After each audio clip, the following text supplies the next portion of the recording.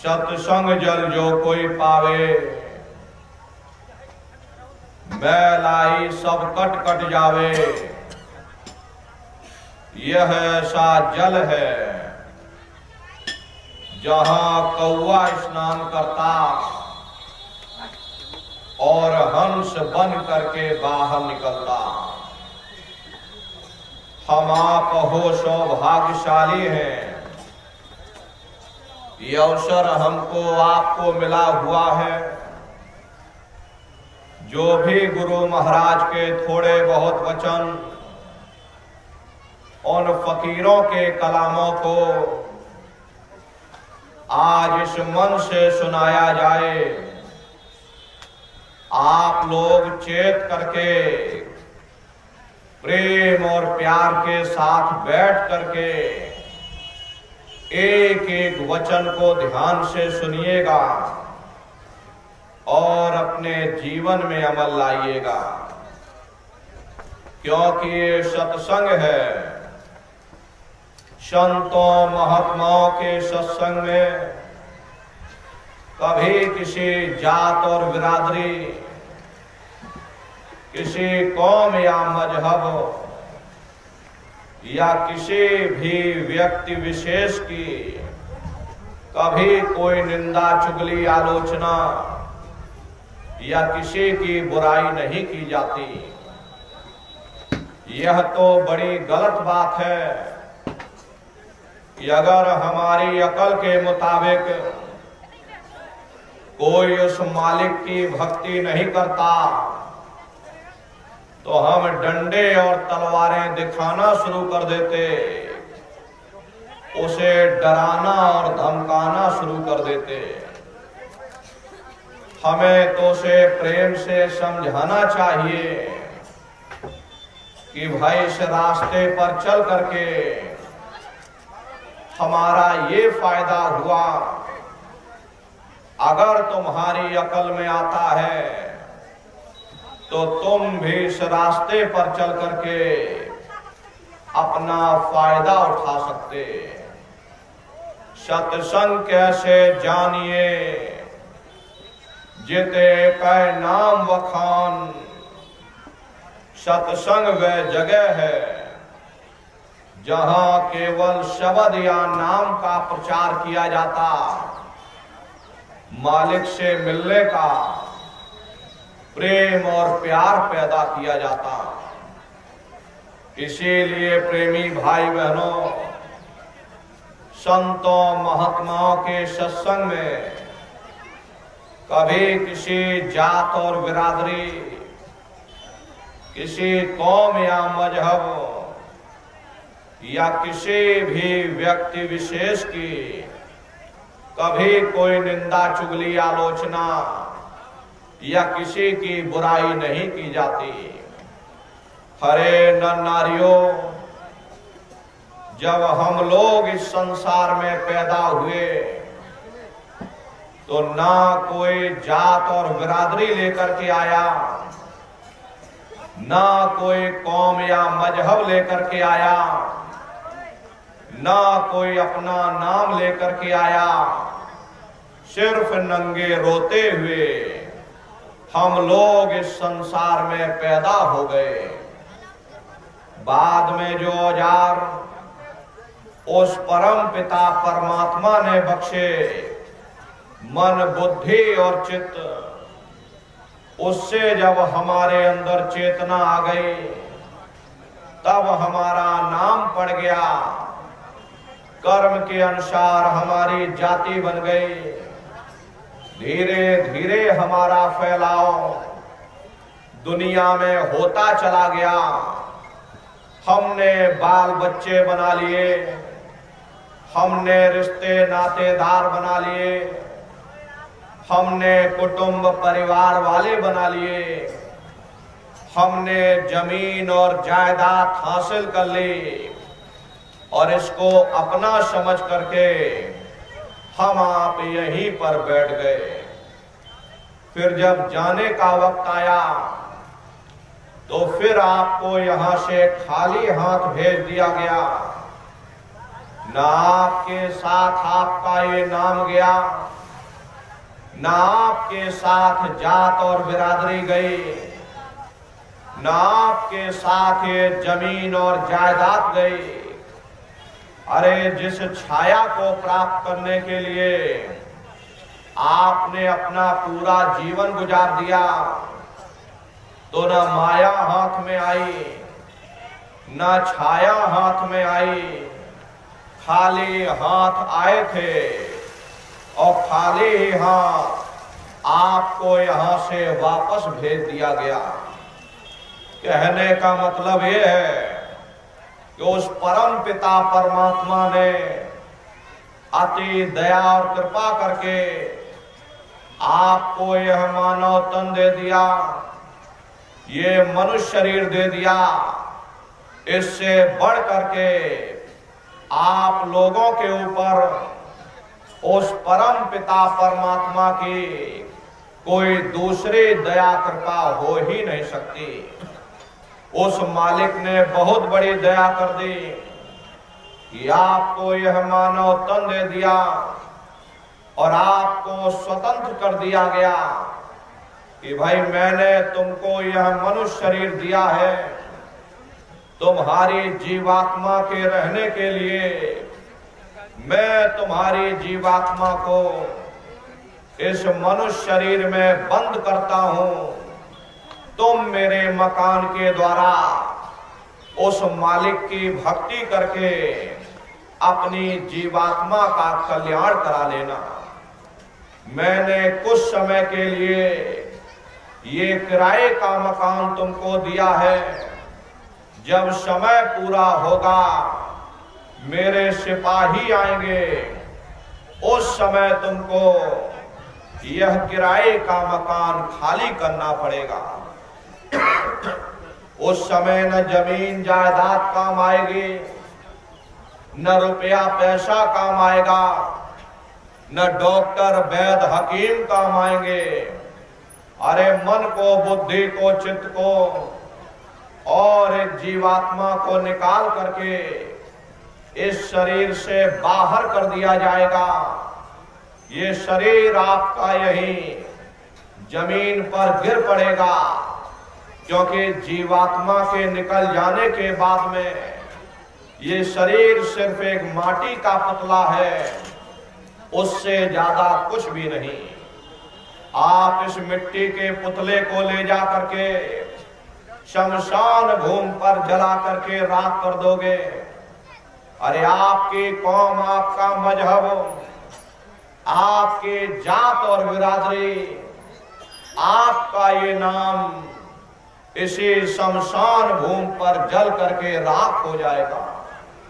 जिस जात और बिरादरी के लिए आप रात दिन लड़ते झगड़ते थे, जिस धन दौलत को पाने के लिए आपने न जाने कितने बुरे खोटे कर्म किए, तो मौत के समय में ना ये जात बिरादरी काम आई, ना ये धन दौलत काम आया, सब कुछ आपका यही छूट गया। और एक जीवात्मा को ले जा करके ऊपर धर्मराज की कचहरी में पेश कर दिया गया। पलक झपकते ही तुम्हारे अच्छे बुरे कर्मों का हिसाब हो जाएगा। धर्मराज तुमको सजा सुना देंगे, ले जाओ इनको फलाने नरक में डाल दो, क्योंकि इन्हें मौका दिया गया था, अवसर दिया गया था कि अब की बार गीता रामायण को पढ़ करके, उन धर्म पुस्तकों को पढ़ करके, किसी संत महात्मा की खोज करके, उनके बताए हुए रास्ते पर चल करके, उस मालिक की भक्ति करके अपनी जीवात्मा का कल्याण करा लेना। इस उद्देश्य के लिए आपको यह मानव तन दिया गया था, लेकिन आप अपने उद्देश्यों को भूल गए, अपने वादे को आप भूल गए। वो वादा जो आपने मां के गर्भ में किया था उस परम पिता परमात्मा से कि हे परमात्मा, इस बार हमको मानव तन दे दो, हम भजन करेंगे, भक्ति करेंगे। लेकिन मानव तन मिलने के बाद में ना आपने भजन किया ना भक्ति की, बस माया की छाया में फंस करके इस मिथ्या जगत को अपना मान करके आप इसी में गोता खा रहे। अरे नन्नारियों, इस दुनिया में भाई बंधु, रिश्ते नातेदार, कुटुंब परिवार वाले, इनमें से कोई भी चीज तुम्हारी इस जीवात्मा को इस अधोगति से बचा नहीं सकती।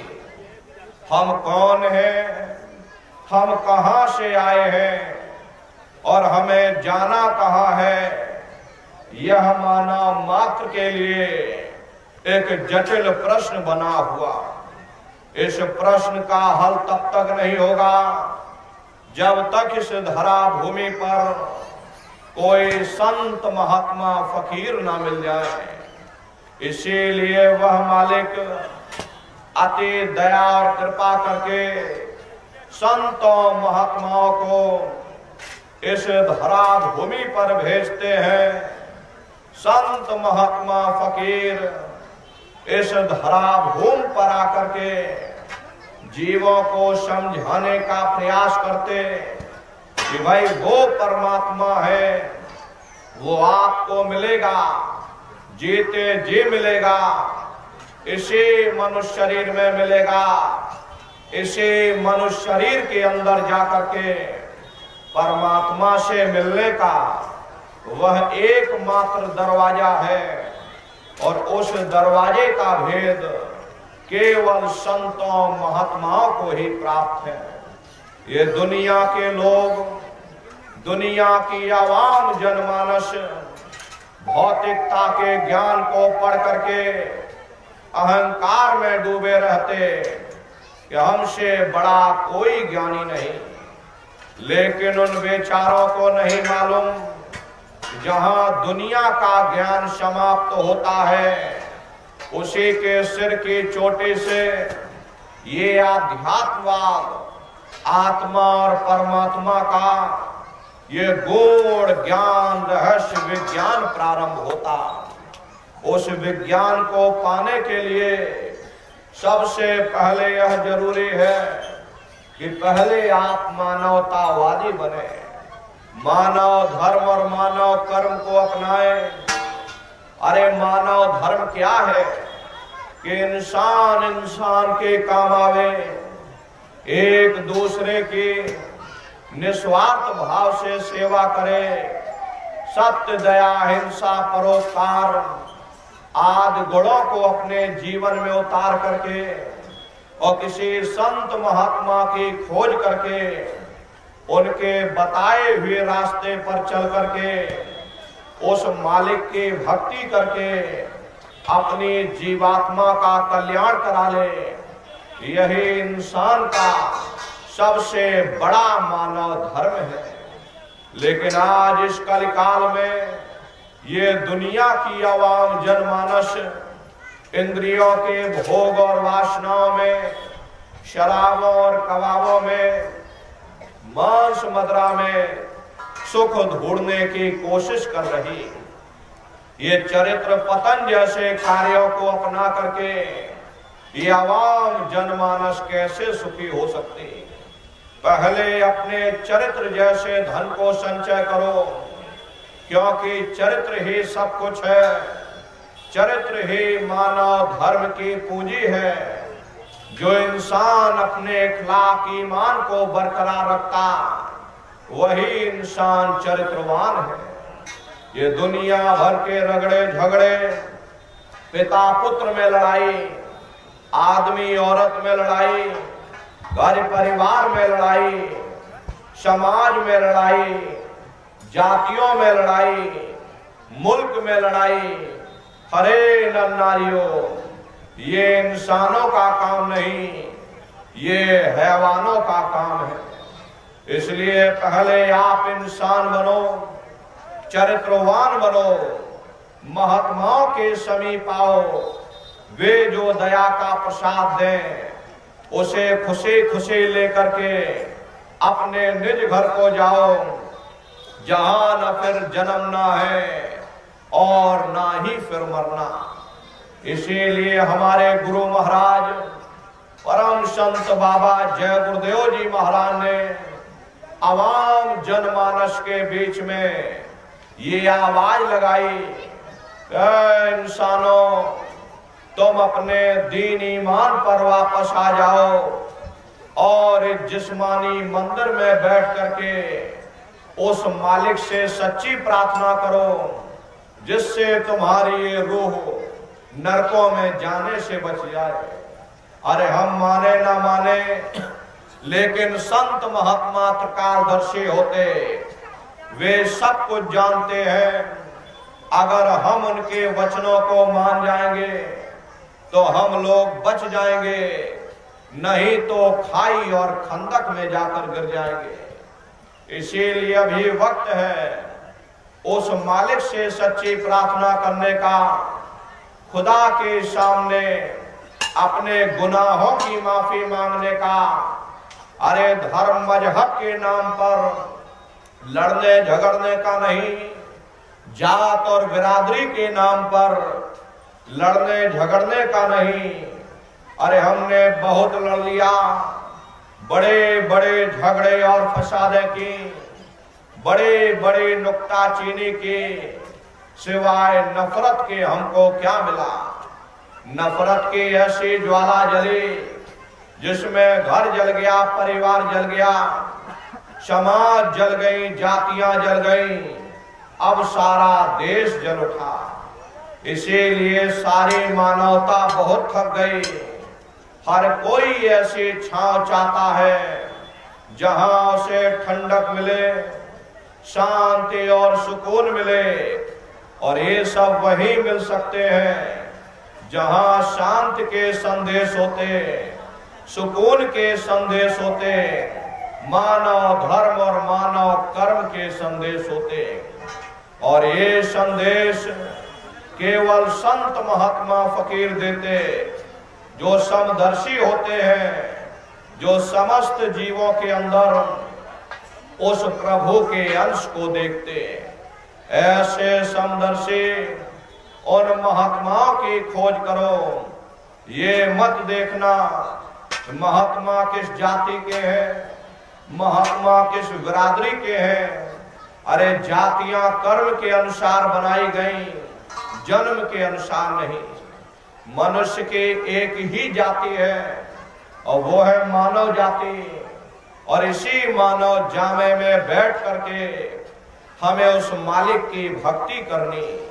अरे नर नारियों, सुपच जात के भंगी थे, रैदास जी जात के हरजन थे, मीराबाई जात के छत्राणी थी। अगर वे सब उस मालिक को प्राप्त कर सकते तो आप भी उस मालिक को प्राप्त कर सकते। लेकिन बगैर महात्माओं के, बगैर मुर्शिद के कोई भी जीव इस संसार समुद्र से ना कोई पार हुआ और ना ही कोई हो सकता। ये समुद्र ऐसा है जिसके न इस किनारे का पता न उस किनारे का पता कोई नहीं जान सकता। ये दुनिया कब बनी, कितनी बार प्रलय और महाप्रलय हो गई, लेकिन इतना जरूर मालूम है कि जिस दिन से दुनिया बनी है हम लोग यहीं पर भटका खा रहे। अगर इधर से हवा चली, नैया हमारी उधर चली गई, अगर उधर से हवा चली, हमारी नैया डगमगाते हुए इधर चली गई। न जाने कितने युग और कल्प बीत गए, लेकिन हमारी ये नैया आज तक इस भव सागर से किनारे नहीं लगी। इसलिए नर नारियों, सौभाग्य से वक्त का इतना बड़ा वरदान आपको मिला, ये मानव तन आपको मिल गया। न जाने किस महात्मा की दया हो गई, न जाने कौन से जन्म जन्मांतरों के शुभ पुण्य कर्मोदय हो गए कि आपको यह मानव तन मिल गया। अरे अब की बार मौका मिल गया है, समय रहते हुए अपनी जीवात्मा के कल्याण के लिए थोड़ा बहुत विचार करिएगा, वरना अगर ये समय निकल गया दोबारा मनुष्य शरीर तुमको नहीं मिलने वाला, तुम भटकते रह जाओगे, कभी नरकों में तो कभी 4 खान 84 लाख योनियों में। ये 4 खान 84 लाख योनियां मामूली योनियां नहीं होती। 4 खान यानी अंडज पिंडज उपमज और स्थावर, ये 4 खाने हैं। पहली श्रेणी इन पेड़ पौधों की आती जिनके अंदर पानी का तत्व मौजूद होता। कभी ये भी मनुष्य हुआ करते थे, लेकिन आज अपने कर्मों का भोग पा रहे। दूसरी श्रेणी कीड़े और मकोड़ों की आती जिनके अंदर पृथ्वी और अग्नि का तत्व मौजूद होता। तीसरी श्रेणी पंछियों की आती, चौथे चौपाए जानवरों की आती और पांचवी स्वयं इंसान की आती जिसके अंदर 5 तत्व जल पृथ्वी अग्नि वायु आकाश 5 तत्व मौजूद होते। प्रेमी भाई बहनों, इनकी अलग अलग कुल 84 लाख योनियां होती हैं। अब आप पेड़ पौधों को देखिए तो आम का पेड़ अलग है, ये नीम का पेड़ अलग है, पीपल का पेड़ अलग है। ऐसे ही अलग अलग प्रजातियों के कीड़े मकोड़े, अलग अलग प्रजातियों के पशु पंछी, कुल मिलाकर 84 लाख योनियां हैं। हम दुनिया के जीव अनंतों अनंत युगों से अपने अपने कर्म के अनुसार 84 लाख योनियों में भटका खा रहे। 84 लाख योनि, आखिरी योनि गाय और बैल की योनि होती। गाय स्त्री का रूप धारण करती है और बैल पुरुष का रूप धारण करते हैं। ये सबसे आखिरी योनि होती है। उस में तब जाकर के हमको यह मनुष्य शरीर प्राप्त होता। इसीलिए कहा गया कि बड़े भाग्य मानुष तन पाया, बड़े ही सौभाग्य से हमको यह मानव तन मिला। बड़े से बड़े देवता भी इस मानव तन को पाने के लिए तरसते हैं, क्योंकि प्रेमी भाई बहनों, इन 84 लाख योनियों तो उसके आंखों के पीछे एक महीन बारीक पर्दा डाल करके, या यूं कह लो कि भूल भुलैया का पर्दा डालकर इंसान को पर्दे से बाहर निकाल दिया। ये इंसान सारी उम्र बाहर ही बाहर भटकता रहा, खाने पीने ऐशो इशरत में अपने जन्म को बर्बाद कर दिया। इंसान ने सब काम किए, लेकिन पर्दा खोल करके उस मालिक का दर्शन दीदार नहीं किया। हरे नर नारियों, मनुष्य के अंदर अंड खंड ब्रह्मांड है। स्वयं वह मालिक बैठा हुआ जिसे हम लोग अलग अलग नामों से पुकारते हैं। हिंदू परमात्मा कहते, मुसलमान उसे खुदा कहते, सिख उसे वाहिगुरु कहते, ईसाई उसे गॉड कहते। अब ये जल एक ही है, चाहे जल को आप पानी कह लो, चाहे नीर कह लो, या चाहे वाटर कह लो, सबका मालिक एक है और वह सबके घट घट में विराजमान है। लेकिन प्रेमी भाई बहनों, जब तक पर्दा नहीं खुलेगा उस मालिक का दीदारे दर्शन नहीं हो सकता, जेल खाने से छुटकारा नहीं हो सकता। छुटकारा जब होगा जब हम अपने फैले हुए ख्याल को 9 द्वारों से समेट करके यहाँ 10वें द्वार पर एकाग्र करें, अपने मुर्शिद से प्रेम करें, मन को इंद्रियों के फंदे से आजाद करें, तब कहीं राह दिखती है, रास्ता नजर आता, उस मालिक का दीदारे दर्शन होता। लेकिन बड़े अफसोस की बात है, जैसे किसी को हीरा मिल गया, उसे हीरे की परख नहीं थी, उसने हीरे को गधे के गले में बांध दिया। ठीक उसी प्रकार से ये मनुष्य शरीर उत्तम से उत्तम है, लेकिन इंसान इसकी कद्र नहीं करता। खाने पीने ऐशो इशरत में अपने जन्म को बर्बाद कर देता। महात्मा प्रेम से हमें समझाते कि भाई मिली नरदेह है तुमको, बनाओ काज कुछ अपना, पचो मत आए जग में, जानियो रैन का सपना। हरे नर नारियों, जैसे रात में हम लोग स्वप्न देखते हैं, हालांकि उस समय पर हमें स्वप्न सच मालूम पड़ता, असली प्रतीत मालूम होता है। लेकिन जब हम सुबह उठते हैं, जब हमारी आंख खुलती है, तब हमें होश आता, नहीं भाई हम तो स्वप्न देख रहे थे, ये सब भ्रम है। ठीक उसी प्रकार से ये दुनिया भी 10, 20, 100 साल का स्वप्न है। अब आप कहोगे हम जाग रहे, परंतु प्रेमी भाई बहनों, ऐसा हरगिज नहीं है। जिस दिन मौत का वक्त आएगा, अरे आप रोगे, हाय हाय करके चिल्लाओगे कि हाय हमने सारी जिंदगी यूं ही स्वप्न में गुजार दी, जागने का समय अभी आया, जो कुछ करना है अभी करना। लेकिन प्रेमी भाई बहनों, अब पछताए होत क्या, जब चिड़िया चुग गई खेत। प्रेमी भाई बहनों, जैसे मरीज को मिश्री कड़वी लगती है, हालांकि मिश्री कड़वी नहीं होती, बल्कि मरीज के मुंह का जायका कड़वा होता। उसे चाहे कितने अच्छे अच्छे भोजन पकवान बनाकर खिला दो, हलवा पूड़ी पकवान बना करके खिला देना, उसे अच्छा नहीं लगेगा। ठीक उसी प्रकार से यह मनुष्य भी इंद्रियों के भोग और रोग में, शराबों और कबाबों में, मांस और मदिरा में इस कदर से फंसा हुआ, यहां से निकलना दुश्वार हो गया।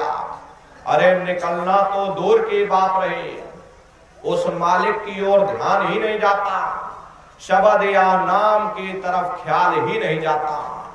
और अगर भूले भटके चला भी जाए, तो ये दुनिया की लज्जतें, दुनिया की वासनाएं, दुनिया का मोह और प्यार हमें खींच करके वापस दुनिया में लाकर डाल देता।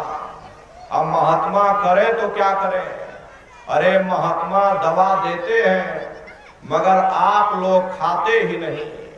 जैसे डॉक्टर मरीज को दवा देता, और अगर मरीज खाए ही ना, तो बताओ वह स्वस्थ कैसे हो सकता। डॉक्टर की दवा अलमारी में रखी, मरीज बिस्तर पर पड़ा, और गालियां हम डॉक्टर को देते। इसमें डॉक्टर का क्या कसूर, इसमें महात्मा का क्या कसूर? प्रेमी भाई बहनों, जब तक हम अपने आप की गलती नहीं देखेंगे, हम कभी कामयाब नहीं हो सकते। महात्मा प्रेम से हमें समझाते कि भाई देह और गृह सब झूठा, भरम में काहे को खपना, ये घर बार हमारा नहीं, अरे पराया देश है, ये सराय खाना है, ये मुसाफिर खाना है, ये शरीर भी तुम्हारा अपना नहीं, ये भी काल का पिंजरा है, किराए का मकान है, पराया मकान है। किसी को 40-50 साल के लिए मिला, किसी को 80-90-100 साल के लिए मिला। अरे जितने जितने श्वास उस मालिक ने बख्शे हैं, उसे भुगतने के बाद में हमें शरीर को यही छोड़ जाना। श्वास दुधारा नित्य ही जारी, एक दिन खाली चाम। हरे नर नारियों, एक तालाब पानी से चाहे कितना भी क्यों ना भरा हो, आप एक छोटी सी नाली काट कर खोल दो, छोटा सा छेद कर दीजिएगा तो सारा पानी ही तालाब से बाहर निकल जाएगा। ठीक उसी प्रकार से हमारा ये शरीर भी श्वासों का भंडार है। जब तक श्वासों का भंडार जारी है, हम दुनिया के काम काज में फंसे हुए, दुनिया के कारोबार में उलझे हुए, लेकिन जिस वक्त ये श्वासों का भंडार खाली होगा, अरे टेलीफोन खड़क जाएंगे, तार पहुंच जाएंगे, संदेश पहुंच जाएंगे, सब रिश्ते नातेदार, सब कुटुंब परिवार वाले, सब अड़ोस पड़ोस वाले मिनटों सेकंडों में इकट्ठा हो जाएंगे। हरे नर नारियों, जिस शरीर से तुम इतना प्रेम किया करते थे, उसे कोई एक रात भी घर में रखने को तैयार नहीं होता। ये कंधों पर लटका करके शमशान भूमि पर छोड़कर आ जाते। हिंदू लोग तिनका तोड़ाते, जैसे तिनका टूट गया तेरा मेरा रिश्ता नाता टूट गया। मुसलमान सिख या ईसाई लोग खाक की मिट्टी कब्र में डाल देते कि जो मेरे लिए खाक की मिट्टी है वह मेरे लिए तू है। अब बताओ प्रेमी भाई बहनों, जिन रिश्ते नातेदारों के खातिर, जिन कुटुंब परिवार वालों के खातिर आपने सारी जिंदगी गुजार दी, इतना इतना कष्ट सहा, इतनी इतनी मुसीबतें सही, सबने मिनटों सेकंडों में रिश्ता नाता तोड़ दिया। अरे बड़े बड़े राजा महाराजा सारी जिंदगी उन्होंने गुजार दी, ये किला बनाते बनाते आज उनके किलों को जाकर देखो, खंडहर बने पड़े हुए। एक समय हमारा भी आएगा, हमारी भी मशक से हवा जरूर निकलेगी। महात्मा प्रेम से हमें समझाते कि भाई जीव सब लोभ में भूले और काल से कोई नहीं बचना। ये सारा संसार ये काम क्रोध लोभ मोह अहंकार की आग में जल रहा, सारा जगत काल का चबेना है। कबीर साहब ने कहा कि जगत चबेना काल का, कुछ मुख में कुछ गोद में, करोड़ों कौमें आई और चली गई, करोड़ों युग बीत गए, सतयुग त्रेता द्वापर बीत गया, कलयुग में हम सभी लोग मौजूद हैं, लेकिन अभी तक हमारा छुटकारा नहीं हुआ। अगर हुआ होता तो आज हम सब यहाँ ना बैठे होते। अरे कई जन्म भय कीट पतंगा, कई जन्म भय मीन कुरंगा, कई जन्म पंखी सर खोइयो, कई जन्म है वर वृक्ष जोयो, मिल जगदीश मिलन की वरिया, चिरंकार यह देश सजरिया। करोड़ों युगों से हम आप कभी कीड़े पतंगों की योनि में भटक रहे, कभी पेड़ पौधों की योनि में, तो कभी पशु और पंछियों की योनि में भटका खा रहे। प्रेमी भाई बहनों, बड़े सौभाग्य से तुमको यह मनुष्य शरीर प्राप्त हुआ। कुछ अपना भी काम कर लो, अपनी जीवात्मा के कल्याण के लिए थोड़ा बहुत विचार कर लीजिएगा, वरना अगर ये समय निकल गया दोबारा मनुष्य शरीर तुमको नहीं मिलने वाला, तुम भटकते रह जाओगे नरकों और चौरासियों से। महात्मा कभी झूठ नहीं बोलते।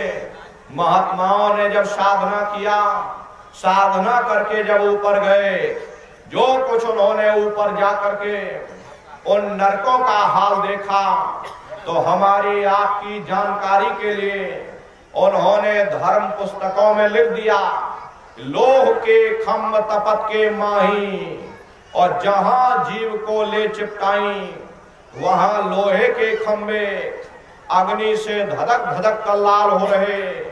ऐसे खोटे जीवों को उन खंभों में चिपकाया जाता।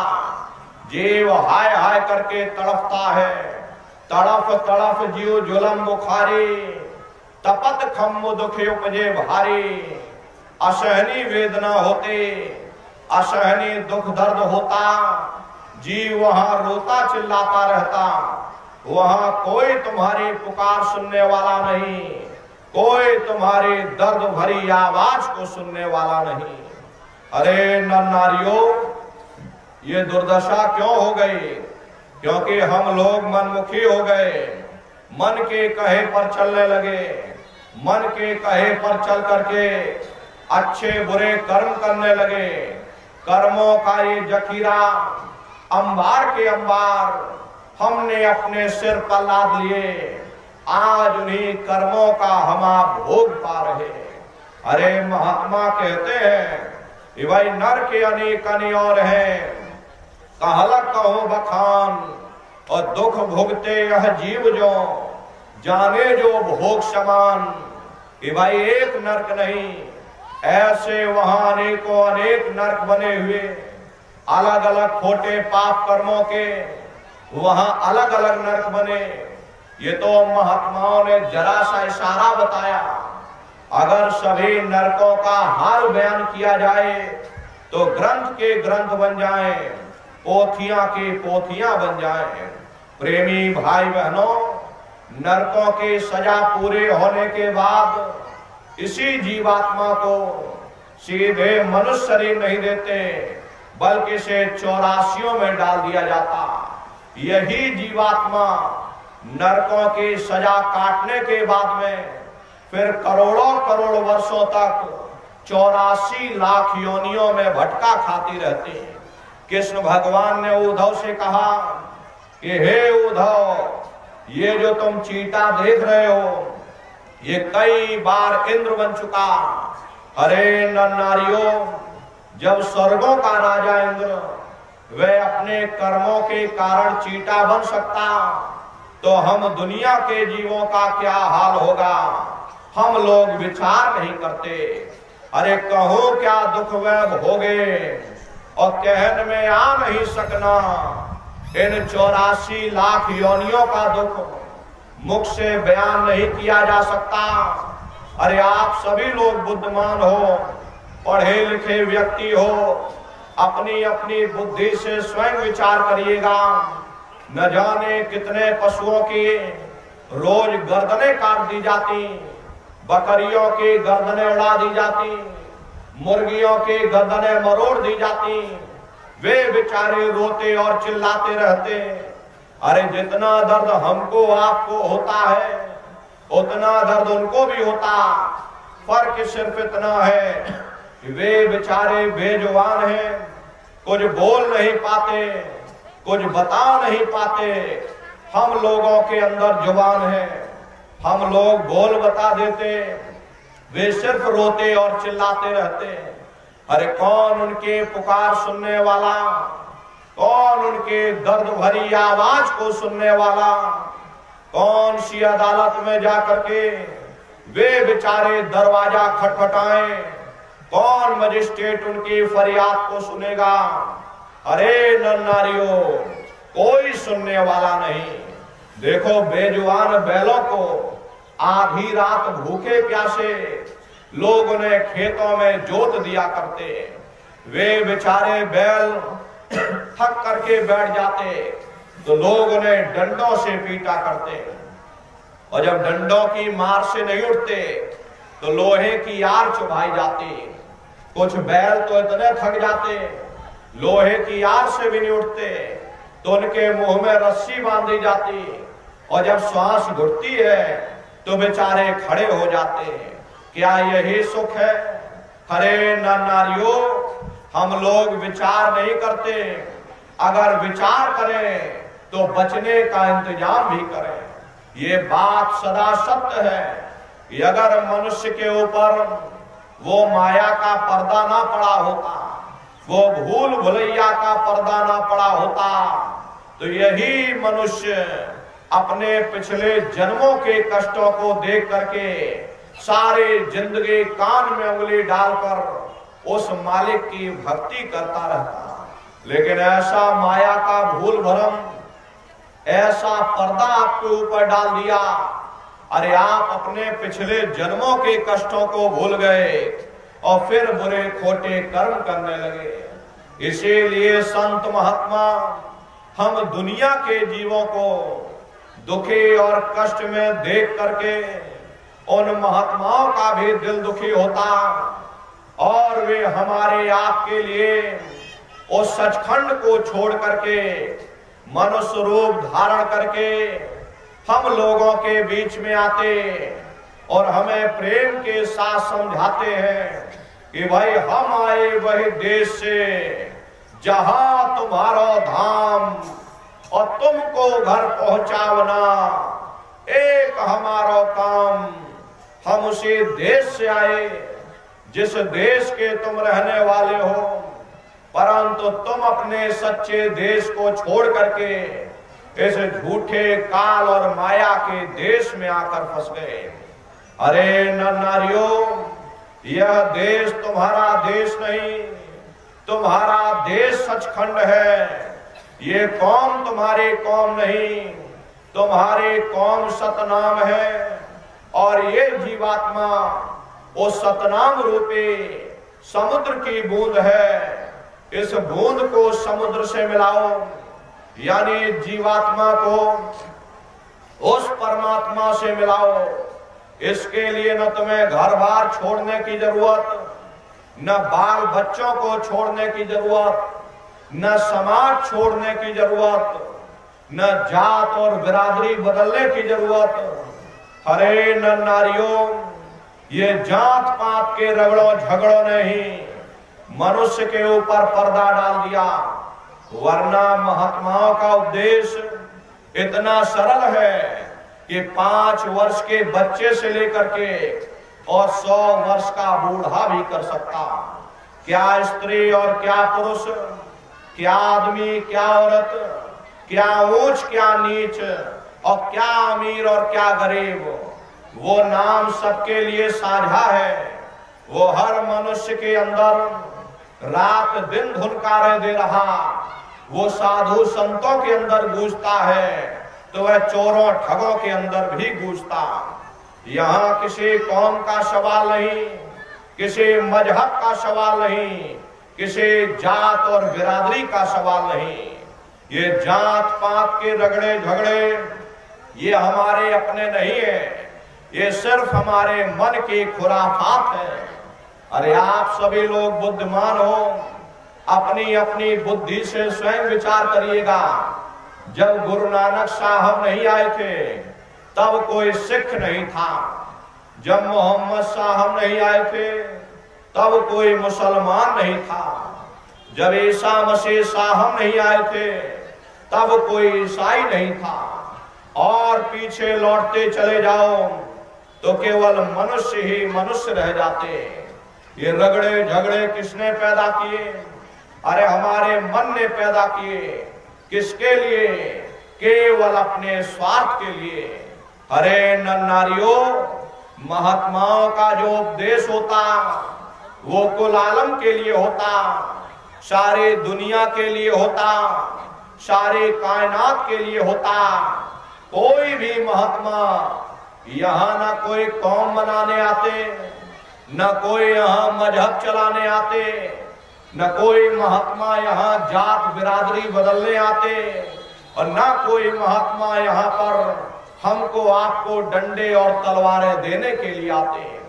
अरे आप तो सच्चा मार्ग, सनातन मार्ग समझाने के लिए इस धरा भूमि पर शरीर रूप में अवतार लेते।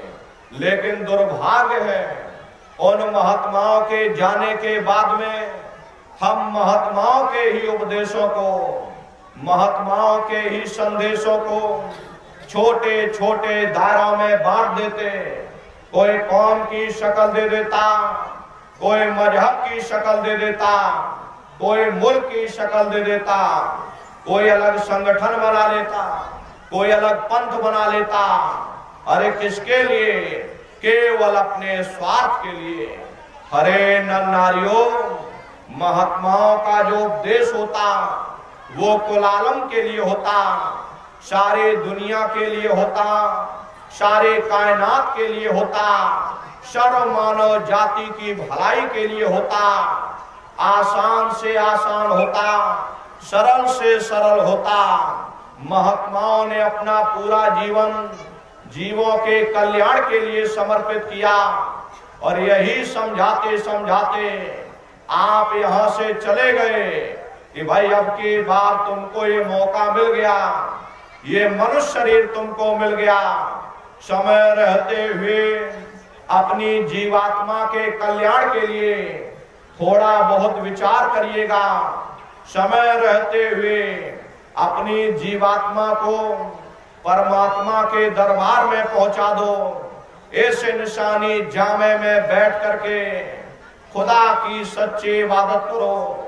हरे नर नारियों, जिस खुदा की महिमा, जिस परमात्मा की महिमा, जिस वाहिगुरु की महिमा, जिस गॉड की महिमा, ये जो हमारे धर्म पुस्तकें वेद शास्त्र गीता कुरान बाइबल करती है, वो परमात्मा उन किताबों में नहीं मिलेगा। वो परमात्मा तुम्हारे अंदर बैठा हुआ, किताबों में सिर्फ उसका जिक्र है।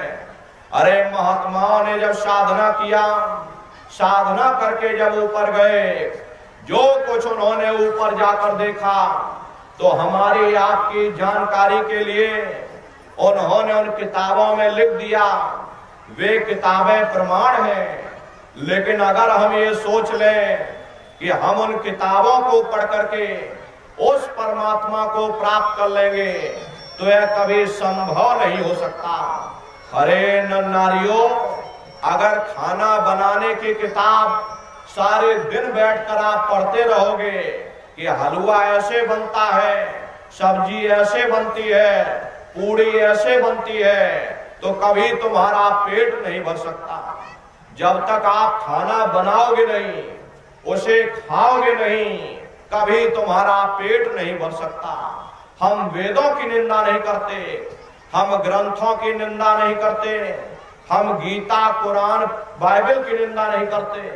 अरे वेद शास्त्र गीता कुरान बाइबल कहती है कि भाई मनुष्य के अंदर अंड खंड ब्रह्मांड है, स्वयं वह मालिक बैठा हुआ।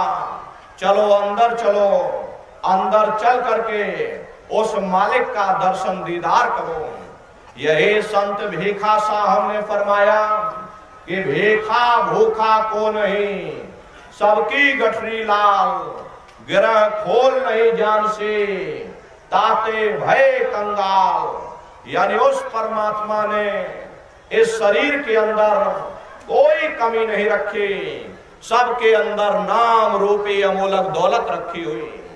यही कबीर साहब ने फरमाया कि जो तिल माही तेल है, जो चकमक में आ तेरा साईं तुझ में, और जाग सके तो जाग। जिस तरह तिल में तेल होता, पत्थर में अग्नि होती, ठीक उसी तरह से वह मालिक हरेक के घट घट में, हरेक के वजूद के अंदर बैठा हुआ।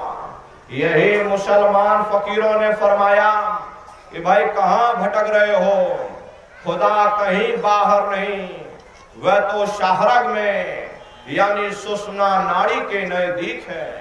अरे क्यों भटकता फिर रहा, तो ऐ तलाशे यार में, रास्ता शाहरग में है दिलवर पे जाने के लिए। कि जिस खुदा को हम आप जंगलों पहाड़ों कंकड़ों और पत्थरों में ढूंढ रहे, वो खुदा कहीं बाहर नहीं मिलेगा, वो तो तुम्हारे अंदर, तुम्हारे वजूद के अंदर बैठा हुआ। यही आपके धर्म पुस्तकों में भी लिखा, अरे मोको का ढूंढे रे बंदे, मैं तो तेरे पास में, और ना तीरथ में ना मूरत में, मैं तो हूँ विश्वास में। ना मैं तीरथ में मिलूंगा, ना मैं मूरत में मिलूंगा, ना अन्य किसी कर्म कांड में मिलूंगा। मैं जब भी मिलूंगा तो मैं तुम्हारे अंदर मिलूंगा। इसीलिए संतों महात्माओं ने इस पंच भौतिक शरीर को सच्चा हरि मंदिर कहकर याद किया कि हरि मंदिर यह शरीर है और ज्ञान रतन प्रकट होए ये असली हरि मंदिर है। जब भी वो मालिक मिलेगा इसे हरि मंदिर के अंदर मिलेगा। इसे पंच भौतिक शरीर को ईसा मसीह साहब ने टेम्पल ऑफ लिविंग गॉड यानी जिंदा खुदा का मंदिर कहकर याद किया। इसे पंच भौतिक शरीर को मुसलमान फकीरों ने कुदरती काबा कहकर याद किया। ये असली कुदरती काबा है। अरे खुदा का दीदार जब भी होगा इस कुदरती काबे के अंदर जाकर होगा। अब सवाल ये उठता है कि आखिर इस कुदरती काबे के अंदर जाकर के हम उस मालिक का दर्शन कैसे करेंगे?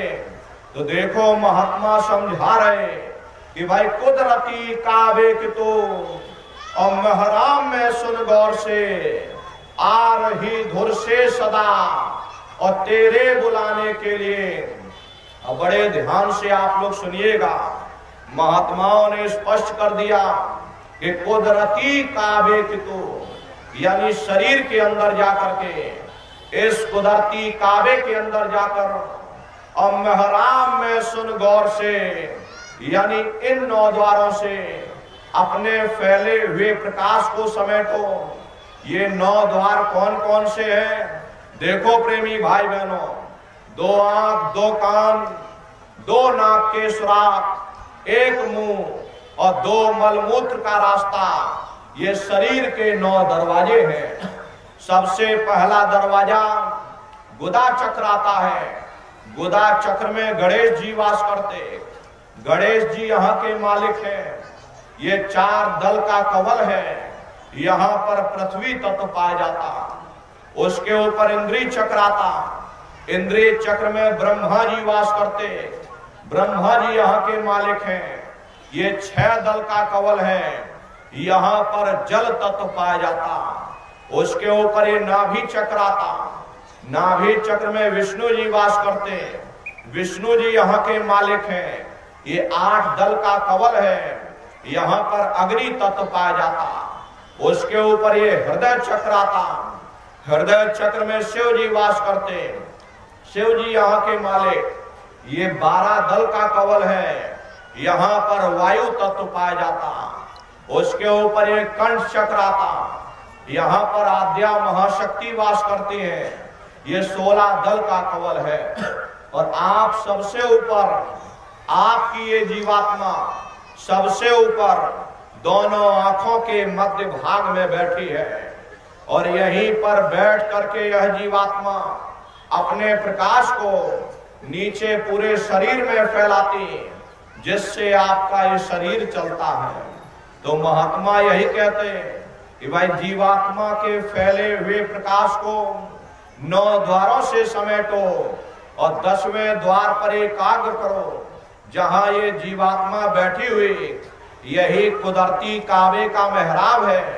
यहीं पर अपने प्रकाश को समेट करके उस रूहानी आवाज को सुनो जो उस मालिक की दरगाह से आ रही धुर से सदा और तेरे बुलाने के लिए, यानी उस मालिक की दरगाह से अत्यंत मीठी से मीठी, सुरीली से सुरीली आवाज हमारे आप के अंदर रात दिन धुनकारें दे रही। हम लोग कभी विचार नहीं करते या फिर मंदिरों में चले जाओ, मस्जिदों में चले जाओ, ये घंटे और शंख की आवाज क्यों बजाई जाती है? क्योंकि महात्माओं द्वारा बताया गया चिन्ह है। इस तरह की आवाज, इस तरह के घंटे और घड़ियाल इस हरि मंदिर के अंदर, यानी तुम्हारे अंदर रात दिन धुनकारें दे रहे। उसी आवाज को संतों महात्माओं ने शब्द या नाम कह करके याद किया। कलयुग केवल नाम अधरा, सुमेर सुमेर नर उतर ही पारा। कलयुग में केवल नाम का आधार है और वो नाम तुम्हारे अंदर रात दिन धुनकारे दे रहा। प्रेमी भाई बहनों, नाम भी 2 प्रकार के होते। एक वर्णात्मक नाम होता और दूसरा धुनात्मक नाम होता। वर्णात्मक नाम वो है जो लिखने पढ़ने बोलने में आता, जैसे राम श्याम सीताराम, हरे रामा हरे कृष्णा, ये सभी वर्णात्मक नाम है। लेकिन संत महात्मा उस धुनात्मक नाम की महिमा गाते जो न लिखने में आता है न जवान से बोलने में आता, जो हर इंसान के अंदर रात और दिन धुनकारे दे रहा। उसी आवाज को संतों महात्माओं ने शब्द या नाम कहकर याद किया। उसी शब्द या नाम को मुसलमान फकीरों ने बागे आसमानी, कलामे इलाही, निदाए सुल्तानी या कलमा कहकर के याद किया। उसी शब्द या नाम को ईसा मसीह साहब ने वर्ड या लागस कहकर याद किया। उसी शब्द या नाम को गुरु नानक साहब ने धुर की वाणी, सच्ची वाणी, अनहद वाणी कहकर के याद किया। उसी शब्द या नाम को हिंदू महात्माओं ने देववाणी, आकाशवाणी कहकर के याद किया। उन अलग अलग महात्माओं ने अपनी अपनी भाषा में हम लोगों को समझाने की कोशिश की है कि भाई वो शब्द या नाम उस मालिक की दरगाह से इस हरि मंदिर के अंदर यानी तुम्हारे अंदर रात दिन धुनकारे दे रहा। अब सुनाई क्यों नहीं पड़ता? क्योंकि ध्यान आपका सारी दुनिया में फैला हुआ। यदि आप अपने फैले हुए ख्याल को 9 द्वारों से समेट करके यहाँ 10वें द्वार पर एकाग्र करो तो वो आवाज आपको सुनाई पड़ेगी। उस आवाज में कशिश है। जब ये जीवात्मा उस शब्द को सुनती है तो शब्द में वो कशिश है, शब्द वो चुंबक है, ये जीवात्मा को खींच करके उसी जगह पहुंचा देते जहां वो मालिक बैठकर आवाज दे रहा।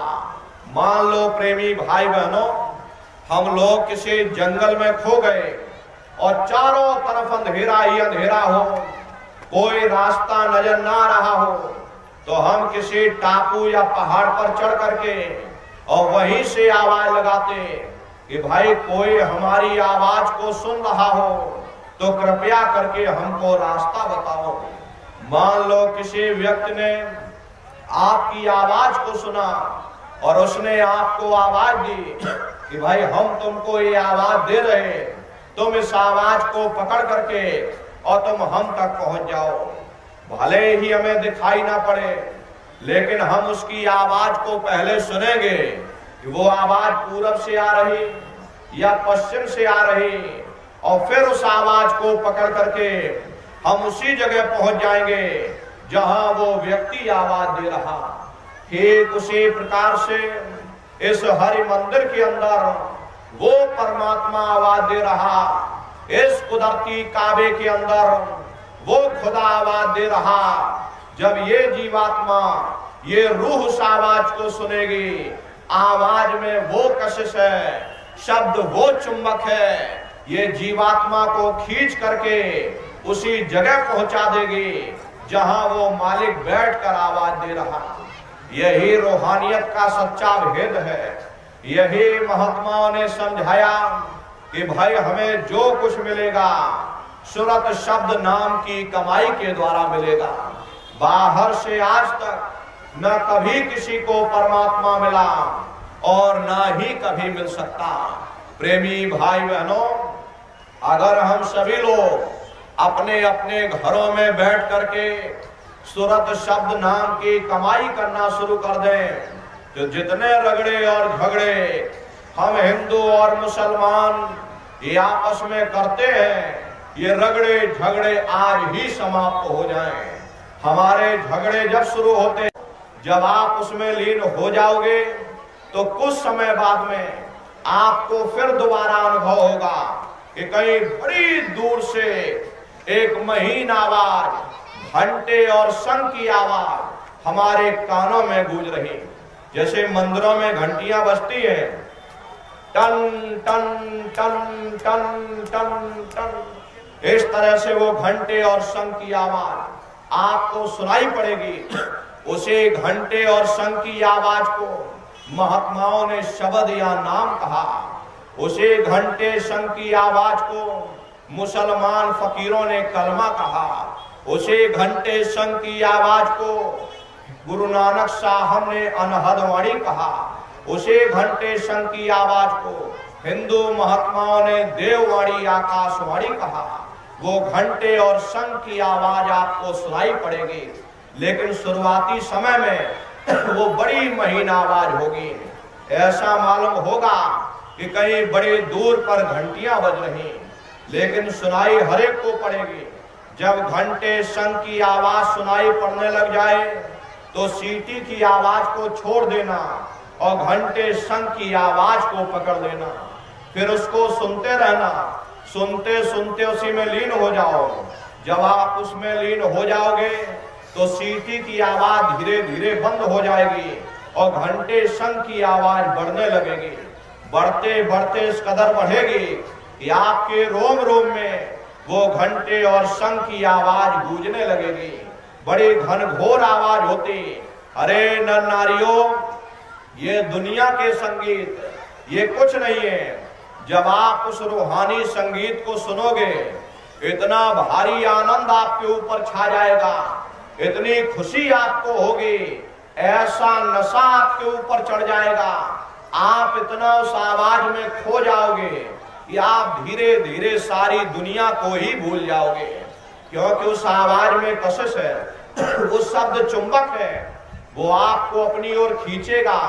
और जब खिंचाव होगा तो जीवात्मा का फैला हुआ प्रकाश ये 9 द्वारों से सिमटने लगेगा।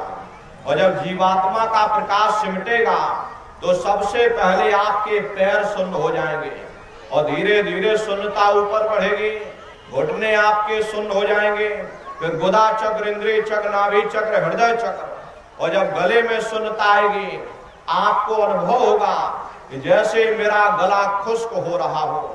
और जैसे ही गले को पार किया, शरीर की सारी चेतना 9 द्वारों से सिमट करके जैसे ही 10वें दरवाजे पर एकाग्र हुई, तुरंत शब्द जीवात्मा को खींच करके इस शरीर से अलग कर देगा। फिर आप स्वयं देखना कि हमारा शरीर ये पड़ा और हम ये खड़े। आप अपने ही शरीर से फिर अलग हो जाओगे। फिर उसी शब्द को पकड़ करके, उसे घंटे और शंख की आवाज को पकड़कर फिर यही जीवात्मा फिर ब्रह्मांडों की चढ़ाई करेगी। बड़ी भारी रफ्तार होती है।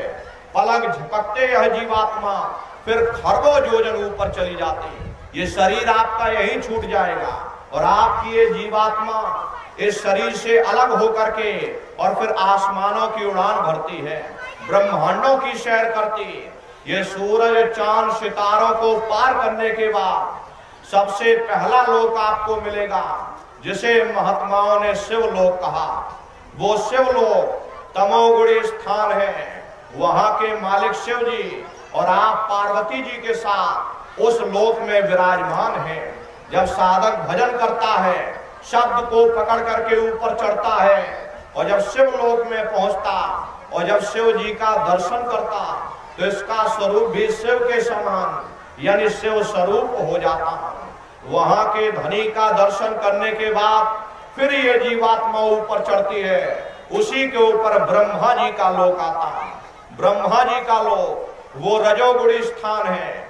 वहां के मालिक ब्रह्मा जी हैं और आप गायत्री, सावित्री और सरस्वती के साथ उस लोक में विराजमान हैं। वहां पर वेद ध्वनियां सदा उस लोक में उच्चारण होती रहती।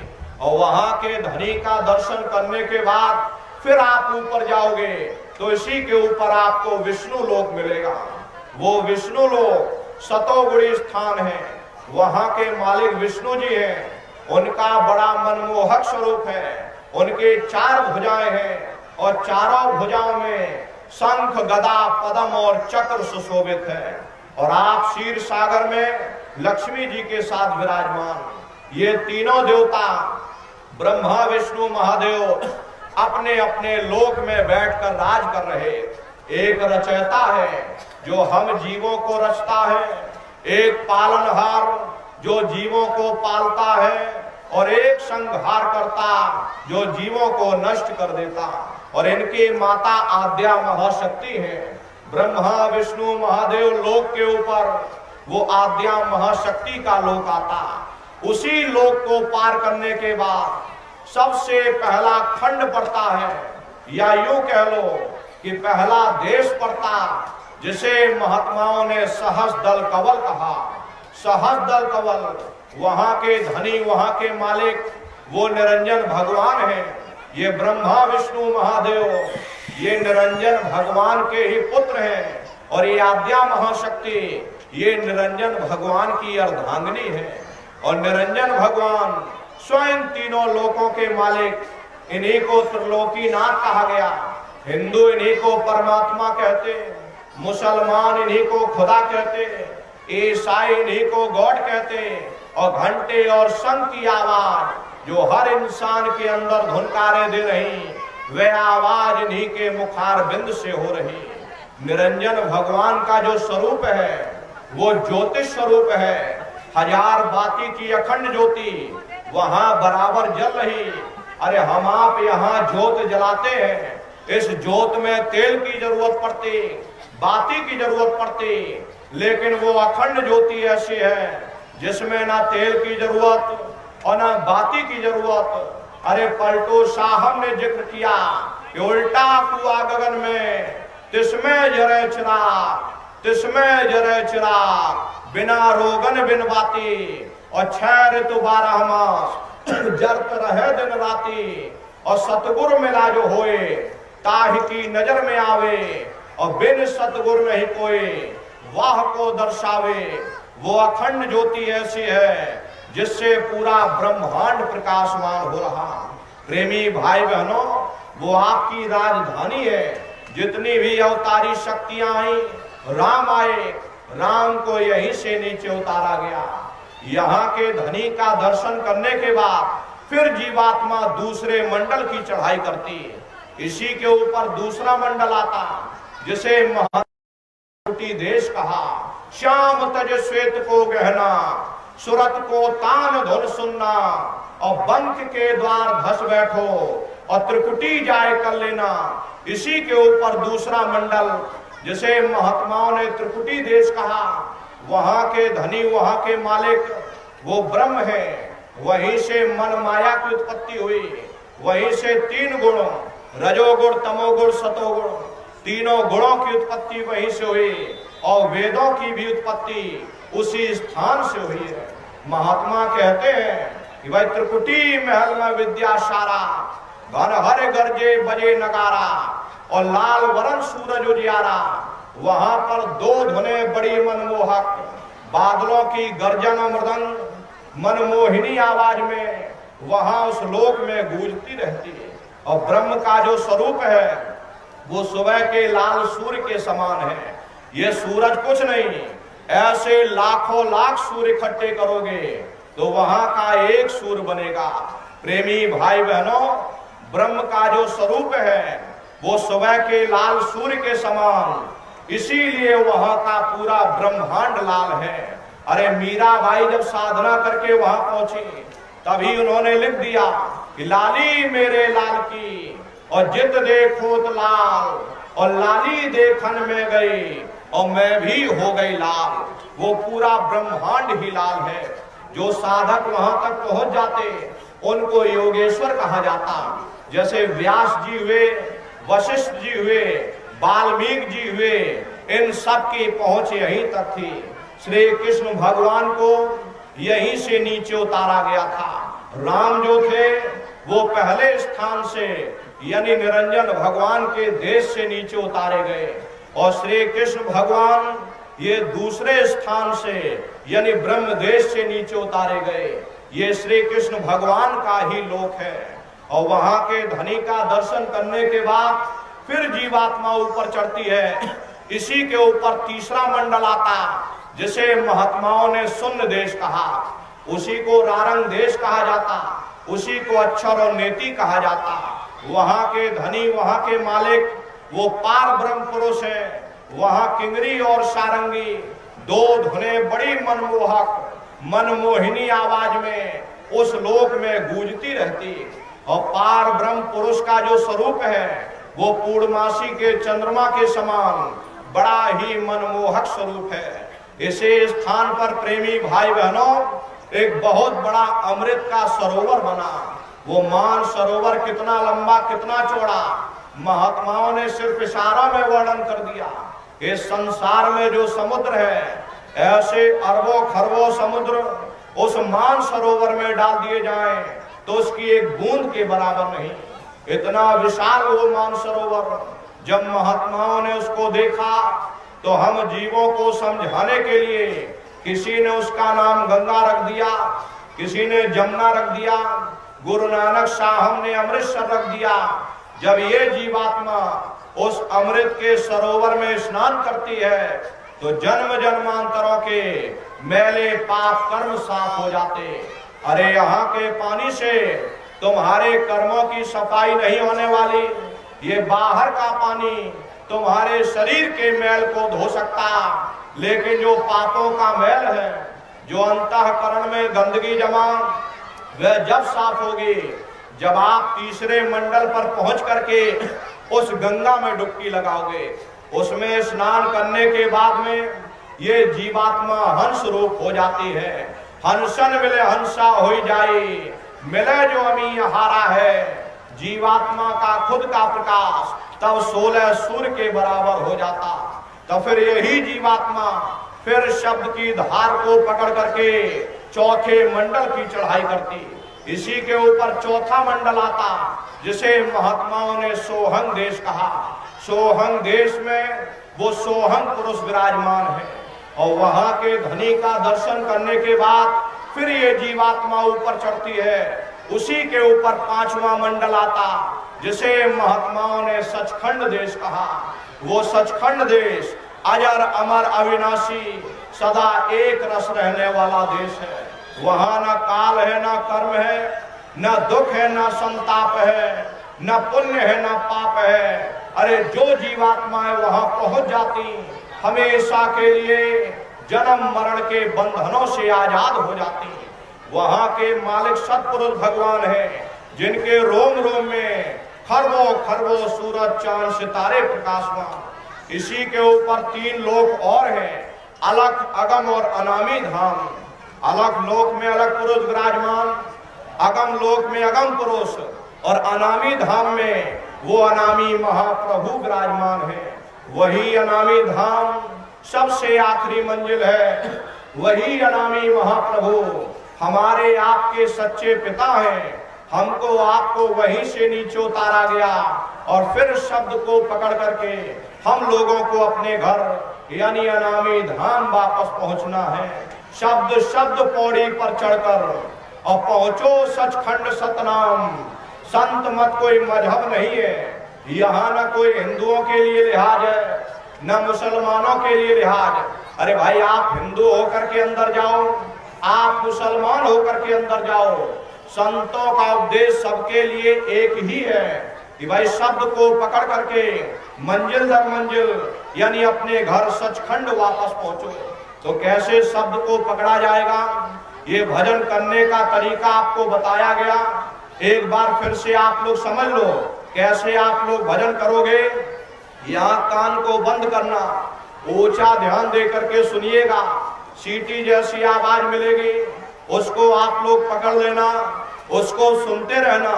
कुछ समय बाद में आपको फिर अनुभव होगा कि कहीं बड़ी दूर से एक महीन आवाज, घंटे शंख की आवाज हमारे कानों में गूंज रही।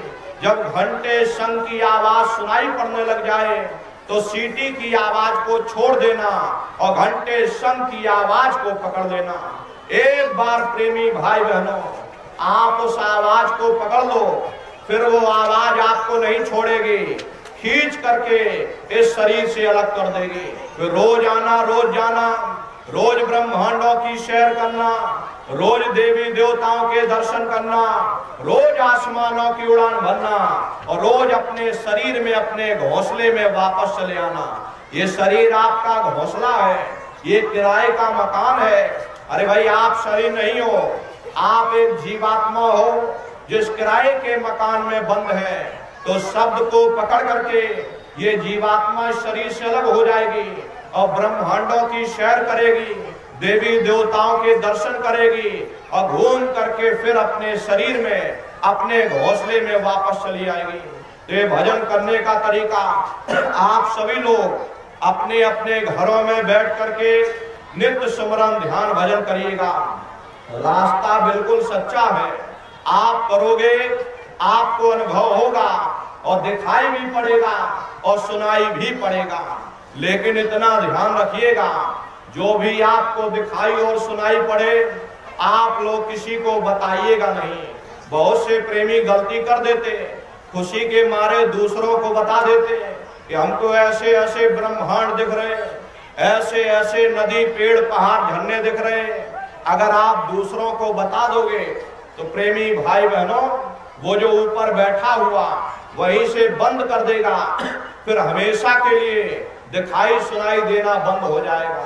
अरे आपके घर में दौलत रखी है और आप ढोलक बजा करके, नगाड़ा बजा करके बाजार में पीटोगे कि हमारे पास इतनी दौलत है, तो चोर चोरी कर ले जाएंगे। इसलिए अपनी दौलत को छुपा करके रखना चाहिए।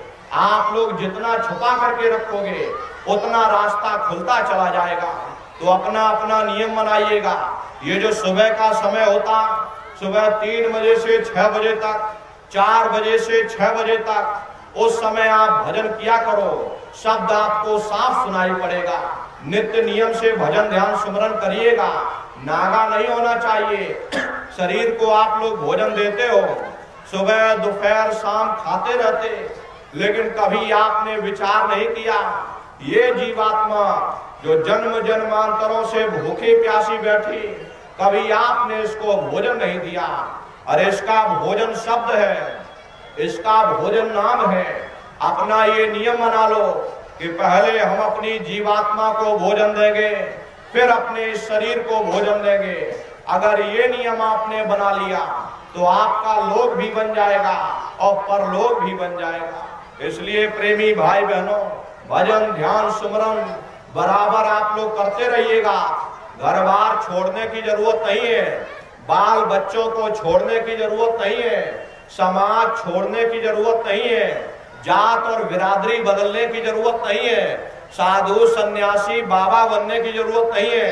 अरे भाई, अपने अपने घर परिवार में रहिएगा, बाल बच्चों के साथ रहिए, मेहनत ईमानदारी से काम करिएगा और 24 घंटे में घंटा 2 घंटा अपनी जीवात्मा के कल्याण के लिए सुरत शब्द नाम की कमाई यानी सुमरन ध्यान भजन करिएगा। ये जीवन की सच्ची दौलत है, यही दौलत तुम्हारे साथ जाएगी। बाकी सब रगड़ा झगड़ा ये सब आपका यही पड़ा रह जाएगा। सुई की एक नोक भी तुम्हारे साथ नहीं जा सकती। इसलिए वो दौलत कमा लो जो अंत समय में तुम्हारे काम आवे। भजन ध्यान सुमरन बराबर आप लोग करते रहना और सभी लोग शाकाहारी रहिएगा, क्योंकि हमारे गुरु महाराज ने शाकाहार पर विशेष जोर दिया। गुरु महाराज बराबर कहते थे, यह बच्चा तुम शाकाहारी रहना, शाकाहार का प्रचार करते रहना, इसी से देश और दुनिया में भारी परिवर्तन होगा। अरे नारियों, परिवर्तन कोई कानून बनाने से नहीं होता, परिवर्तन कोई आंदोलन करने से नहीं होता, परिवर्तन कोई तोड़ फोड़ करने से नहीं होता। अरे परिवर्तन तब होता है जब लोगों के विचार बदलते, लोगों की भावनाएं बदलती। और विचार जब बदलेंगे जब लोगों का खान पान शुद्ध होगा। देसी कहावत है कि जैसा खाए अन्न और वैसा होए मन। जब इंसान पशुप्रति भोजन करेगा तो उसकी बुद्धि स्वतः ही पशुओं जैसी हो जाएगी, सोच विचार उसका चिंतन स्वतः ही पशुओं जैसा हो जाएगा। फिर जिस शराब के नशे में माँ बहन बेटी की पहचान खत्म हो जाए, उस शराब को पी करके यह कैसे पता चलेगा कि क्या अच्छा और क्या बुरा है। यही कारण है कि आज घर समाज में, देश और दुनिया में, आपसी मुल्कों में ये रगड़े और झगड़े फैले हुए। अगर सभी मानव जाति के लोग, सभी कौम कौमियत, सभी मजहब वाले लोग हमारे गुरु महाराज परम संत बाबा जय गुरुदेव जी महाराज के उन वचनों पर अमल करें और सभी लोग शाकाहारी हो जाएं, तो देश और दुनिया में अमन चैन आ जाएगा, घर परिवार में सुख शांति आ जाएगी, उस मालिक की दया दुआ बरकत मिल जाएगी। देखिए हमारे गुरु महाराज परम संत बाबा जय गुरुदेव जी महाराज ने एक अच्छे समाज के निर्माण के लिए, चरित्रोत्थान के लिए, शाकाहारी सदाचारी बनाने के लिए 116 वर्ष की आयु तक अथक परिश्रम किया। उसे परिश्रम का ये परिणाम है, या जन जन के जुबान पर ये नारा गूंजता है कि बाबा जय गुरुदेव जी महाराज का कहना है शाकाहारी रहना है। हम समस्त मानव जाति, हिंदू, मुसलमान, सिख, ईसाई सभी से प्रार्थना करेंगे कि आप सभी लोग शाकाहारी हो जाएं। अरे आप इंसान हो, इंसान का काम है रहम करने का। अरे भाई आप जीवात्माओं पर रहम करो, आप रूहों पर रहम करो। किसी धर्म में, किसी मजहब में नहीं लिखा कि बेगुनाह जीवों पर अत्याचार करो। हर धर्म, हर मजहब कहता कि भाई जीवात्माओं पर रहम करो, रूहों पर रहम करो। इस बात को हमेशा ध्यान में रखिएगा कि अगर हमने किसी को बनाया नहीं तो मिटाने का अधिकार हमारे पास नहीं।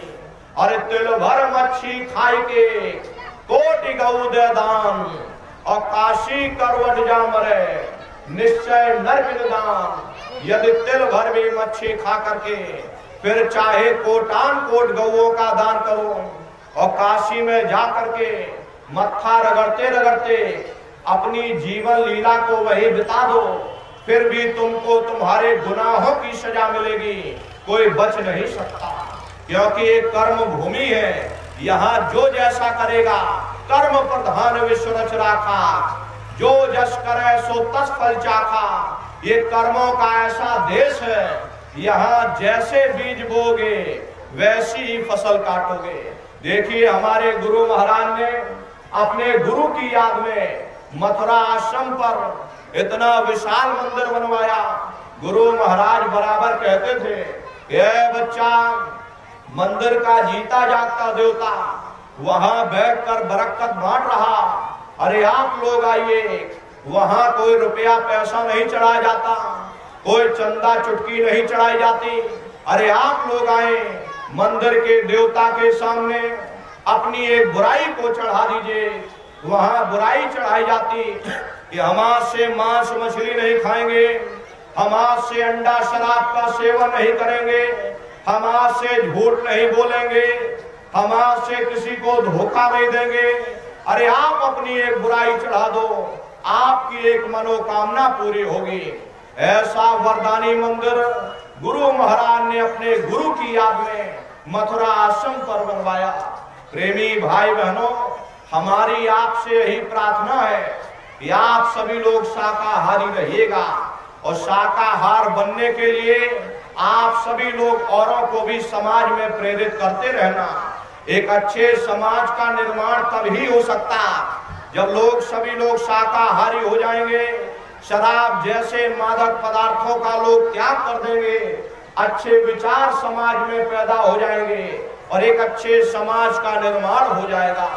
तो आप सभी लोग शाकाहारी रहिएगा और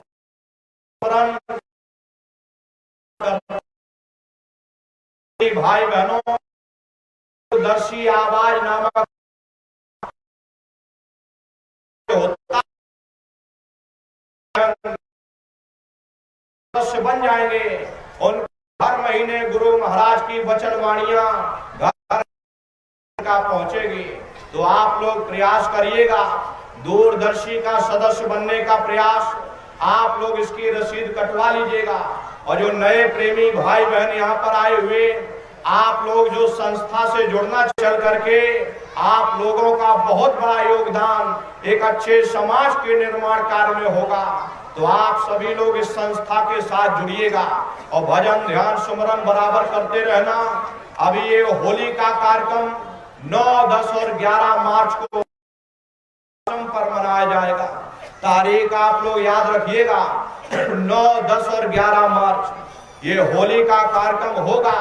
तो आप सभी प्रेमी भाई बहन इस होली के अवसर पर मथुरा आश्रम पर सब परिवार सादर आमंत्रित है। आप लोग अवश्य ही पधारिएगा और अपने अपने बच्चों को भी साथ में लेकर के आया करिए। सबसे बड़ी गलती आप लोग यही करते, अकेले अकेले चल पड़ते हो। जरूरी है, हम ये बात मानते हैं कि आज के समय में शिक्षा बहुत जरूरी है, लेकिन शिक्षा के साथ साथ अच्छे संस्कार भी जरूरी है। और संस्कार कोई एमए बीए की डिग्री करने से नहीं पढ़ते, संस्कार कोई डिप्लोमा करने से नहीं पढ़ते। अगर एमए बीए की डिग्री करने से बच्चों के अंदर संस्कार पड़ जाते तो हिंदुस्तान में इतने वृद्धाश्रम खोलने की जरूरत ना पड़ती। अरे संस्कार पढ़ेंगे, महात्माओं के वचनों से संस्कार पढ़ेंगे, सत्संग के माध्यम से। ये बच्चे देश के भविष्य हैं। एक अच्छे समाज के निर्माण के लिए बच्चों के अंदर अच्छे संस्कार डालना ये समय की मांग है। इसलिए अपने अपने बच्चों को बराबर मथुरा दरबार में लाते ले जाते रहना, बराबर लाते ले जाते रहिएगा। जय गुरुदेव युवा संगठन के साथ जोड़ दीजिएगा। और जब घर में तुम्हारे बच्चे हो, गुरु महाराज की कोई पुस्तक इनको दे दो। लो बच्चा, गुरु महाराज की वचनवाणियां हमको सुनाओ, अच्छा छोटी सी प्रार्थना हमको सुनाओ, अच्छा चलो तुम भजन ध्यान सुमरन पर बैठ जाओ। अरे बच्चे धीरे धीरे करने लगेंगे, गुरु महाराज की वचनवाणियों को सुनने और समझने लग जाएंगे, मथुरा दरबार में आने जाने लग जाएंगे। अरे इनका भी लोक परलोक बन जाएगा और आपका बुढ़ापा सुखमय व्यतीत हो जाएगा। इसलिए नर नारियों, अपने अपने बच्चों के साथ, इष्ट मिष्ट परिवार वालों के साथ आप सभी प्रेमी भाई बहन इस होली के अवसर पर सब परिवार सादर आमंत्रित है। आप लोग अवश्य ही पधारिएगा। इसी के साथ हम अपनी वाणी को विराम देते हैं। यदि कोई गलती, कोई भूल चूक कहने सुनने में हमसे हुई हो तो देखो प्रेमी भाई बहनों, हम तो छोटे हैं, आप सभी लोग हमारी माताएं बहनें बूढ़े बुजुर्ग हमको छोटा समझ करके आप सभी प्रेमी भाई बहन हमको क्षमा करेंगे। बोलो जय गुरुदेव,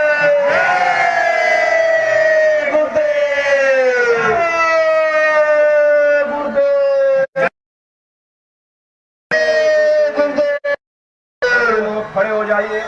खड़े होकर के गुरु महाराज के पावन नाम का आप सभी प्रेमी भाई